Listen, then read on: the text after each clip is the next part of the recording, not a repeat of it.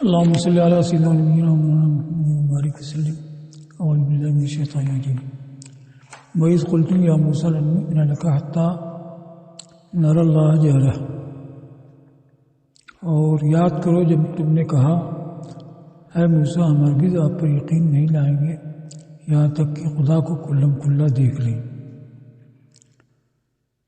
فاخذتکم الصاعقہ، کہ تمہیں صاعقہ نے آ لیا، وانتم تنظرون، اس حالت میں کہ تم دیکھ رہے تھے. ثم بعثناکم من بعد موتکم، پھر ہم نے تم کو تمہارے مرنے کے بعد زندہ کیا، لعلکم تشکرون، تاکہ تم شکر ادا کرو. تو موت کے بعد پھر زندہ کرنا یہ اللہ تعالیٰ کا احسان ہوا. تو یہ چھٹا احسان ہے جو یاد دلایا گیا. آمنہ کا صلہ بے آسا ہے، آمنہ بھی یؤمنون بالغیب، یہاں لام آیا ہے تو اس کو کہا ہے کہ اس میں اقرار کے معنی کی تضمین ہے. یہ لام تعلیل والا ہے، آپ کے کہنے کے سبب ہم ایمان نہیں لائیں گے. یا لن نقر لک، آپ کے لیے ہم اعتراف اور اقرار نہیں کریں گے. حتی نر اللہ جہرتن، اب جہرتن کا کیا معنی ہے؟ اس کی تفسیر آئی عیانن، یعنی کلم کلا مشاہدے کے طور پر دیکھ لیں. اور اصل میں جہرتن مصدر ہے. جہرت تمہارے قول جہرت بالقراءہ کا، اور جہرت بالقراءہ کا مطلب میں نے بلند آواز سے قراءت کی. تو قراءت میں نے بلند آواز سے کی، یہ اس کا اصلی معنی ہوا. اب پھر یہ معائنہ یعنی آنکھ سے دیکھنے کے لیے مستعار ہوا. تو اب جہرتن کا مطلب کہ آنکھ سے دیکھ کر کے ہم کو رویت ہو. اب یہاں جہرتن ترکیب میں کیا واقع ہوگا؟ تو اس کو کہا ہے کہ اس کا نسب مصدر یعنی مفعول مطلق ہونے کی وجہ سے. تو مفعول مطلق سے فعل مذکور کا ہم معنی ہوتا ہے. فعل مذکور ہے نرا، اور جہرتن اعانن دیکھنا. تو اس کو کہا ہے کہ اعانن دیکھنا بھی دیکھنے کی ایک نوع ہے، اس وجہ سے یہ مفعول مطلق ہوگا. یا ایک مصدر معنی میں اس میں فاعل کے ہو، یا مصدر معنی میں اس مفعول کے ہو. تو اس میں فاعل کے معنی میں ہوگا تو جاہرین ہوگا، یعنی جاہرین بالرویت، کھلی رویت والے ہو کر کے ہم دیکھ لیں. اور اس مفعول کے معنی میں ہوگا تو مجہورن ہوگا، یعنی کلم کلا ہم دیکھ لیں. تو اس صورت میں یہ حال ہو جائے گا. یا یہ کہ یہ حال ہے فاعل سے، یعنی نرا میں جو ضمیر متکلم ہے اس سے، یا مفعول سے یعنی اس میں جلالت سے، یہ ہو گیا. اور شاذ قرات میں پڑھا گیا جہرتن. اب یہ جہرتن کیا ہے؟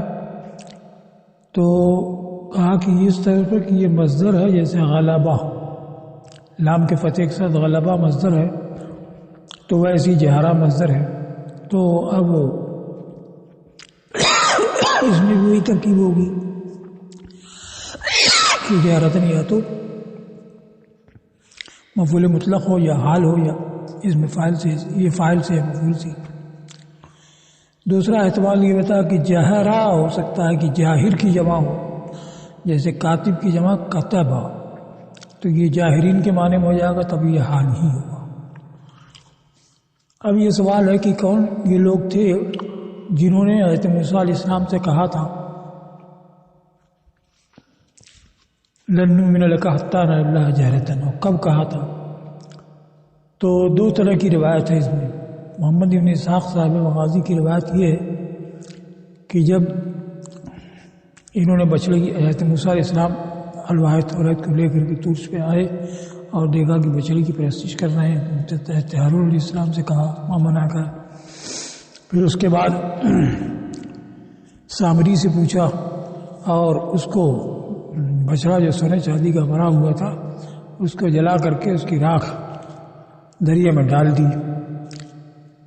اب اس کے بعد انہوں نے 70 آدمیوں کو منتخب کیا کہ یہ بچڑا کی پرستش کرنے والوں کی طرف سے چل کر کے توبہ کریں اور ان کے لیے معافی مانگیں. تو 70 بہتر لوگوں کو منتخب کیا اور ان کو لے کر کے طور پر گئے. تو انہوں نے کہا کہ اللہ تعالیٰ آپ کی دعا قبول فرماتا ہے، دعا کیجیے کہ ہم اس کا کلام سنیں. تو حضرت موسیٰ علیہ السلام نے دعا کی، اس کے مطابق یہ ہو گیا. تو حضرت موسیٰ علیہ السلام پر جب وحی نازل ہوتی تھی، لائیے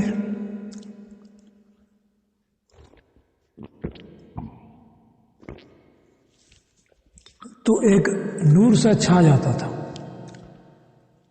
اور پھر اس وقت کوئی ان سے آنکھ نہیں ملا سکتا تھا. تو جب طور پہ گئے وہ کیفیت ایک عمود ستون کی طرح آسمان سے وہاں ان تک پہنچ گیا اور پھر وہ پورے طور پر چھا گیا. تو حضرت موسیٰ علیہ السلام نے ان کو بلایا 70 کو کہ تم بھی آ جاؤ اور اسمعوا وعوا، یعنی سنو اور یاد رکھو.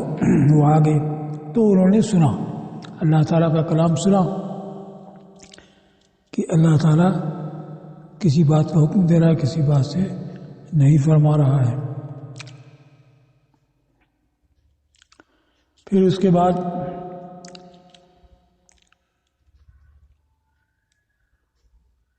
انہوں نے کہا کہ ہم تو نہیں مانیں گے جب تک کہ اللہ تعالیٰ کو دیکھ نہ لیں. تو صاعقہ آیا اور ان کو ہلاک کر دیا، تباہ کر دیا. اس کے بعد حضرت موسیٰ علیہ السلام نے بہت گریہ وزاری کی. 70 کو چھانٹ کر کے میں لے آیا تھا اور ایک بھی واپس نہیں جائے گا تو بنی اسرائیل میرے بارے میں کیا کہیں گے. تو دعا کرتے رہے یہاں تک کہ اللہ تعالیٰ نے ان کو زندہ کر دیا. دوسرا اسماعیل بن عبد الرحمن سدی کبیر کی روایت ہے، اس میں یہ ہے کہ اچھا پھر اس کے بعد انہوں نے بچڑا پوجنے والوں کے متعلق توبہ کی دعا کی تو انہوں نے اللہ تعالیٰ نے ارشاد فرمایا کہ نہیں، یہاں تک کہ ایک دوسرے کو قتل کریں. تو مطلب یہ کہ قتل کا واقعہ اس کے بعد ہوا. اور اسماعیل بن عبد الرحمن سدی کبیر کی روایت کے مطابق یہ ہے کہ جب ایک دوسرے کو قتل کر چکے تو صرف وہ 70,000 قتل کیے گئے تھے، باقی بچ گئے تھے. تو ان کی دعا کے لیے، ان کی توبہ کے لیے 70 کو منتخب کر کے لے گئے تھے. اور اس پر انہوں نے کہا تھا کہ ہم تو نہیں میں نے کہا حتیٰ اللہ جہرت، تو صاعقہ نے آ دیا. تو یہ اتنا فرق ہے، باقی روایت اسی کی طرح ہے. تیسری روایت عبد الرحمن ابن زید ابن اسلم کی ہے.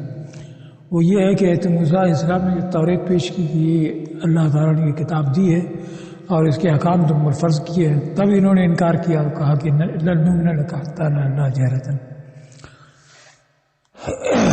اس وقت جو ہے ان کے اوپر پہاڑ کو بلند کیا گیا، اذا تقنا الجبل فوقهم كأنه ظلة، کہ اقرار کرو مانو ورنہ تو گرا دیا جائے گا. تو اس وقت قبول کیا تو وہ الگ واقعہ ہو گیا. تو یہ ایک تیسری روایت ہے. اس کو کہا ہے کہ یہ کہنے والے وہ 70 لوگ تھے جن کو کہ موسیٰ علیہ السلام نے میقات کے لیے منتخب کیا تھا اور کہا کہ قوم کے 10,000 آدمی تھے. جب توریت کو پیش کیا تو اس کو ماننے سے انکار کیا. اور ماننا کیا تھا تو اس کو کہا کہ مومن بھی، جس پر ایمان لانا تھا یہ تھا کہ اللہ نے آپ کو توریت دی ہے اور آپ سے کلام کیا ہے، یا یہ کہ آپ نہیں ہے. فَأَخَذَتْكُمُ الصَّاعِقَةُ، تو تمہیں صاعقہ نے آ لیا.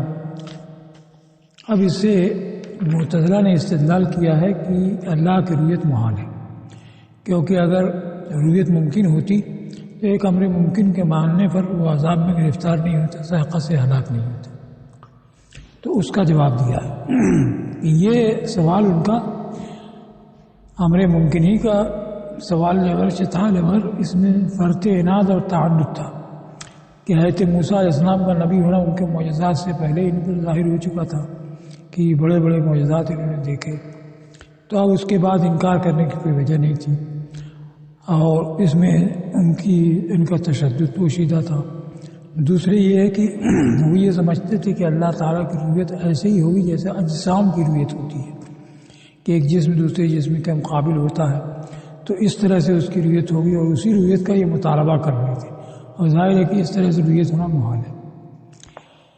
تو صاعقہ ان کا عالیہ انتہائی عناد اور تشدد کی وجہ سے اور محال طلب کرنے سے. محال کیسے تو مطلعی کی بات ہے، تو اس محال کو بتایا.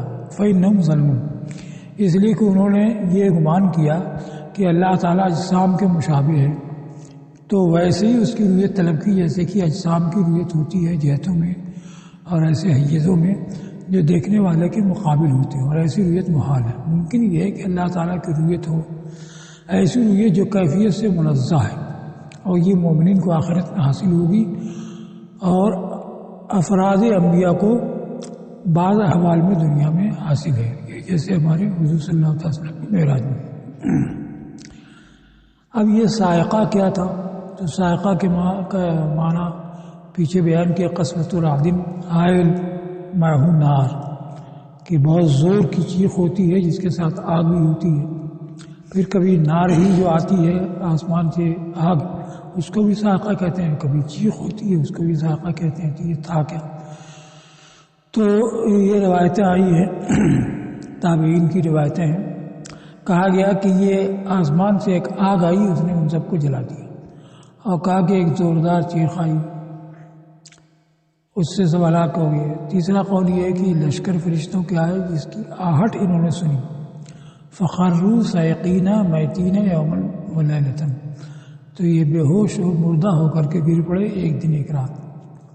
تو اب وانتم تنظرون، اور تم دیکھ رہے تھے. کیا دیکھ رہے تھے؟ کہ مفعول مذکور نہیں ہے، جو پہنچا اسی کو دیکھ رہے تھے. اگر آگ آئی تھی تو آگ کو آتے ہوئے انہوں نے دیکھا، اور اگر چیخ اور آواز تھی تو اس کا اثر دیکھا، یا فرشتوں کا لشکر تھا تو اس کے آثار دیکھے. پھر ہم نے تم کو تمہاری موت کے بعد اٹھایا، زندہ کیا. تو صاعقہ سے مرنے کے بعد ہم نے تم کو زندہ کیا. تو بعثنا کے بعد من بعد موتکم، اس لیے کہ بعث مطلق مرنے کے بعد ہی اٹھانے کو نہیں کہا جاتا ہے، بلکہ نیز سے اٹھانے کو بھی کہا جاتا ہے، جیسے اصحاب کہف کے قصے میں ہے ثم بعثناہم. اور بعض کو موت سے مقید کیا، اس لیے کہ کبھی یہ بے ہوشی سے یا نیند سے بھی ہوتا ہے، جیسے ارشاد ثم بعثناہم اور اصحاب کہف کے بارے میں، اور یہ نیند سے اٹھانا تھا. لعلکم تشکرون، تاکہ تم شکر ادا کرو. کس بات کا؟ بعث کی نعمت کا، یعنی موت کے بعد تم کو حیات ملی، اس کا شکر ادا کرو. یا تم مانو اسے جس کا تم نے کفر کیا جب تم نے اللہ تعالیٰ کا عذاب صاعقہ سے دیکھ لیا. اب ساتواں انعام ان کے اوپر کہ اللہ تعالیٰ کی طرف سے حکم ہوا کہ جبارین سے یہ قتال کرے. تو انہوں نے کہا کہ ان فیہا قوم جبارین، ہم تو ان سے قتال کے لیے نہیں جائیں گے. اذهب انت وربک فقاتلا انا هنا قاعدون. تو اللہ تعالیٰ نے ان کو میدان تیہ میں ڈال دیا، اسی میں گردش کرتے اور گھومتے رہے. 40 سال تک اس میں رہے، باوجود اس کے اس میں کوئی سایہ کی چیز نہیں تھی. چاہے تو موسیٰ علیہ السلام سے انہوں نے شکایت کی تو انہوں نے دعا کی تو ایک بادل ان کے ساتھ ساتھ چلتا تھا اور اس سے ان کو سایہ حاصل ہوتا تھا. دوسرے کے کھانے پینے کا بھی کوئی انتظام نہیں تھا. تو من اور سلوہ اتارا. تو من یہ ترنجبین کی طرح یا برف کی طرح ہوتی، جو برف پر پہ آ کر کے یہ پتوں پہ آ کر کے بیٹھ جاتی اور اس کو یہ لے لیتے. اور سمانہ ایک پرندہ تھا، یہ آتا تھا اور اس کو یہ لے لیتے اور بقدر ضرورت. تو اس احسان کو بیان کیا ہے کہ یاد کرو کہ ہم نے تم پر بادل کا سایہ افکن کیا. سخر لهم السحاب، ان کے لیے بادل کو تابع کر دیا اس حالت میں کہ وہ دھوپ سے سایہ کرتا جس وقت یہ میدان تیہ میں تھی. اور ہم نے تمہارے اوپر من اور سلوہ اتارا. من اور سلوہ کیا؟ ترنجبین اور سمانہ، مبارک میں سمانہ. کہا گیا کہ ان کے اوپر من اترتا تھا برف کی طرح، طلوع فجر سے لے کر کے طلوع آفتاب تک. اور جنوب جین کے فتح کے ساتھ دکن والی ہوا اور جنوبی ہوا ان کے اوپر سمانہ پرندے کو بھیجتی تو اس سے یہ لے لیتے اپنے کھانے کے بقدر. مزید یہ ہے کہ رات کو آگ کا ایک ستون اترتا جس کی روشنی میں یہ چلتے اور ان کے کپڑے میلے نہیں ہوتے اور وہ سیدھا نہیں ہوتے. تو اس زمانے میں ایک ہی کپڑا ان کے لیے کفایت کرتا. ہم نے فرمایا ہے کلنا مقدر ہوگا کہ کھاؤ اللہ کے دی ہوئی پاکیزہ چیزوں سے ارادے قول کے ساتھ. اور انہوں نے ہم پر ظلم نہیں کیا لیکن اپنی نفسوں پر ہی ظلم کرتے تھے. یہاں کچھ مقدر ہوگا، یعنی حکم کے مطابق انہوں نے نہیں کیا بلکہ ظلم کیا. تو اس ظلم میں وہ ہم پر کوئی ظلم نہیں کیا، ہمارا کچھ نہیں بگاڑا بلکہ وہ اپنا ہی بگاڑتے تھے. اس میں اختصار ہے. اصل ہے فظلموا بیان کفروا هذه النعم، انہوں نے ظلم کیا اس طرح سے کہ نعمتوں کی ناشکری کی کہ حکم دیا گیا تھا کہ روزانے کی ضرورت بھر لے لے، ذخیرہ کر کے نہ رکھے، تو ذخیرہ کرنا شروع کر دیا. تو یہ ذاتی انہوں نے کی